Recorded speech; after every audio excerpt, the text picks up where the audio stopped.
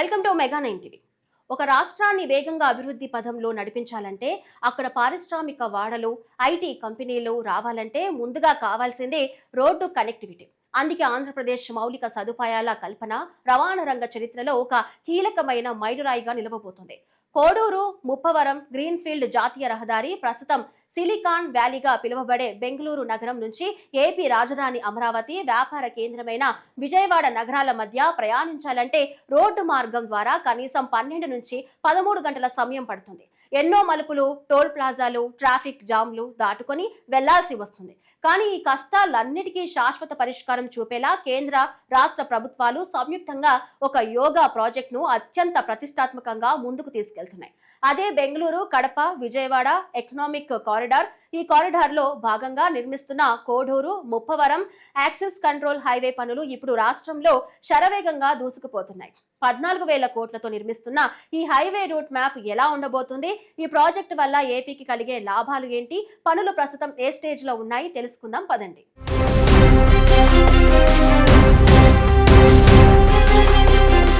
కేంద్ర ప్రభుత్వం భారతమాల ప్రయోజనాల మొదటి దశ కింద ఏపీలో ఎన్నో మౌలిక సదుపాయాల ప్రాజెక్టులు చేపట్టింది. అందులో అత్యంత కీలకమైనది ఈ 6 వరుసల యాక్సెస్ కంట్రోల్డ్ గ్రీన్ఫీల్డ్ హైవే. దీనినే NH 544G అని కూడా పిలుస్తారు. యాక్సెస్ కంట్రోల్ అంటే ఈ హైవే పైకి ఎక్కడ పడితే అక్కడ వాహనాలు రావడానికి వీలుండదు. కేవలం నిర్దేశించిన ఇంటర్చేంజ్ పాయింట్ల వద్ద మాత్రమే ఎంట్రీ, ఎగ్జిట్ ఉంటాయి. దీనివల్ల ప్రయాణం ఎక్కడ ఆగకుండా అత్యంత సురక్షితంగా గంటకు 100 నుంచి 120 కిలోమీటర్ల వేగంతో సాగుతుంది. ఈ ప్రాజెక్టు మొత్తం పొడవు 342 కిలోమీటర్లు. ఎలాంటి మలుపులు, అడ్డంకులు లేకుండా పూర్తిగా సరికొత్త మార్గంలో ఈ హైవేను డిజైన్ చేశారు. పాత ఊళ్ళ మధ్యల నుంచి కాకుండా పొలాల మధ్య నుంచి కొండలను తొలిచి ఒక స్ట్రైట్ లైన్ లాగా ఈ రోడ్డు నిర్మాణం జరుగుతుంది. ప్రస్తుతం బెంగళూరు, విజయవాడ మధ్య ప్రయాణ సమయం 12 నుంచి 13 గంటలు ఉండగా ఈ ప్రాజెక్టు పూర్తయితే 6 నుంచి 7 గంటల్లోనే చేరుకోవచ్చు. ఈ గ్రీన్ఫీల్డ్ హైవే ఆంధ్రప్రదేశ్ లోని 5 జిల్లాల రూపురేఖలను మార్చబోతుంది. శ్రీ సత్యసాయి, కడప, నెల్లూరు, మార్కాపురం, ప్రకాశం జిల్లాల గుండా ఈ రహదారి సాగుతుంది. పనులు వేగంగా పూర్తి చేయడానికి అధికారులు ఈ ప్రాజెక్టును పలు ప్యాకేజీలుగా విభజించి పనులు చేస్తున్నారు. ముందుగా శ్రీ సత్యసాయి జిల్లాలో చూస్తే చిలమత్తూరు, గోరంట్ల, పుట్టవర్తి, ముదిగుబ్బ మీదుగా తలుపుల మండలంలోని నామాలగుండు వద్ద ఈ రోడ్డు కడప జిల్లాలోకి ప్రవేశిస్తుంది. పుట్టపర్తి మండలం సాతర్లపల్లి వద్ద కొండను తొలిచే పనులు వేగంగా సాగుతూ ఉండగా మలకవేముల క్రాస్ వద్ద భారీ రైల్వే బ్రిడ్జ్ నిర్మాణం జరుగుతుంది.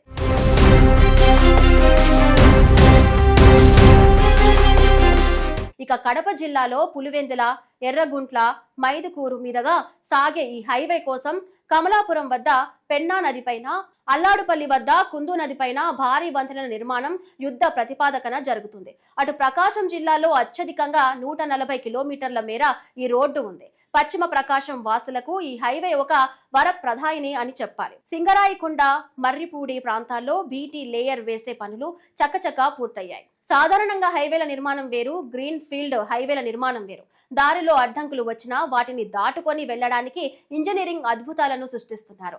ఈ ప్రాజెక్టులో అత్యంత ఆసక్తికరమైన విషయం ఏంటంటే దాదాపు 5.31 కిలోమీటర్ల మేర మొత్తం 7 సొరంగాలను నిర్మిస్తున్నారు. ముఖ్యంగా నెల్లూరు జిల్లా సీతారామపురం మండల సరిహద్దుల్లో తవ్విన 3.67 కిలోమీటర్ల పొడవైన సొరంగం ఈ ప్రాజెక్టులోనే అత్యంత భారీ టెన్నెల్. ఈ సొరంగ మార్గాల గుండా ప్రయాణం పర్యాటకులకు సరికొత్త అనుభూతిని ఇస్తుంది.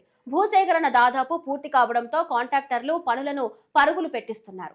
క్వాలిటీ విషయంలో ఎలాంటి రాజీ పడకుండా national highways authority of India అధికారులు నిరంతరం పర్యవేక్షిస్తున్నారు. ఒక గ్రీన్ ఫీల్డ్ హైవే వస్తుందంటే దాని చుట్టుపక్కల ప్రాంతాల్లో అభివృద్ధి డబుల్ స్పీడ్ తో పరుగులు పెడుతుంది.